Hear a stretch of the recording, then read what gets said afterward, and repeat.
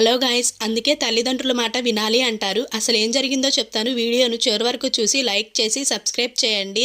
నాకన్నా అలాంటోడు కాదు, నాకన్నా నా కోసం ఏమైనా చేస్తాడు అని చెప్పి చాలామంది ఈ రోజుల్లో లవ్ చేసి పెళ్ళిళ్ళు చేసుకొని పట్టుమని 3 నెలలు కూడా నిలవట్లేదు. అదేవిధంగా మీరు పారిపోవడానికి ఎంతమంది ఫ్రెండ్స్ అయితే సాయం చేస్తారో, మీరు పెళ్ళయ్యాక బ్రతకడానికి ఒక్కళ్ళు కూడా సహాయం చేయరు.